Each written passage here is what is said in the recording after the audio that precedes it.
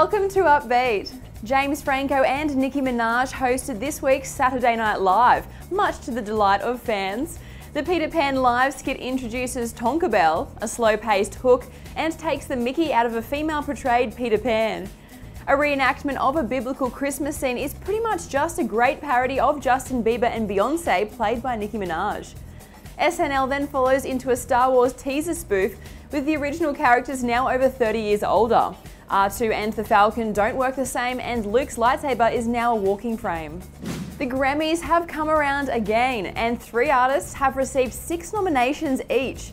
Sam Smith, Beyoncé and Pharrell Williams were the most nominated amongst those announced on CBS's This Morning and Twitter throughout the day. The biggest honour of Album of the Year was withheld until the CBS broadcast of a very Grammy Christmas concert.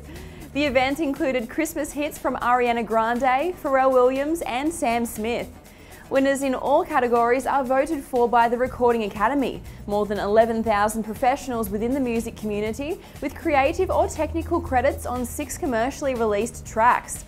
Not long now, the 57th Grammy Awards will be held on February 8. Stay tuned for all the nominees. Nominations have been announced for the 57th Grammys.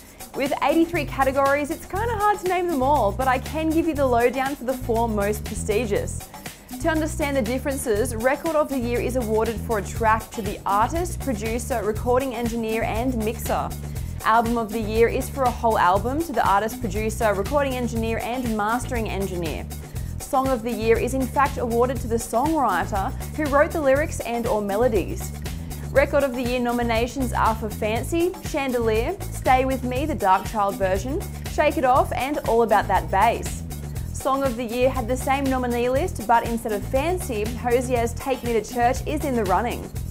Nominated for Album of the Year was Beck's Morning Phase, Beyoncé's self-titled album, Ed Sheeran's Multiply, Sam Smith's In the Lonely Hour and Girl from Pharrell Williams. The 4th most prestigious category is for Best New Artist. This will be a toss-up between Iggy Azalea, Bastille, Brandy Clark, Haim and Sam Smith.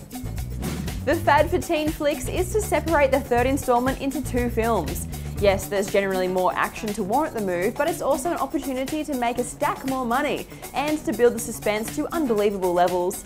The words "to be continued" can be very disheartening if you weren't aware of the impending inconclusion. Divergent sequel Insurgent is done and dusted with an initial release of March 18 next year. But the 3rd sequel, Allegiant, takes a leaf out of the Hunger Games with Part 1 and Part 2. Lionsgate are also eager for them to be shot back to back. Allegiant Part 1 is scheduled for March 18, 2016 and Part 2 the year after.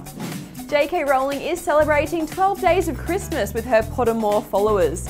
Beginning December 12, as the 12 Days of Christmas usually does, a series of 12 short stories from the Wizarding World will be posted.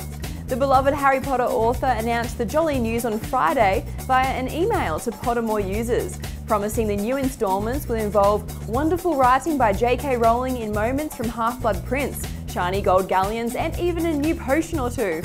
At least one story will rotate around Draco Malfoy. All I want for Christmas is for Dobby to come back as a Christmas elf. That would be swell. I'm Amy Jobson, wishing you an upbeat Christmas.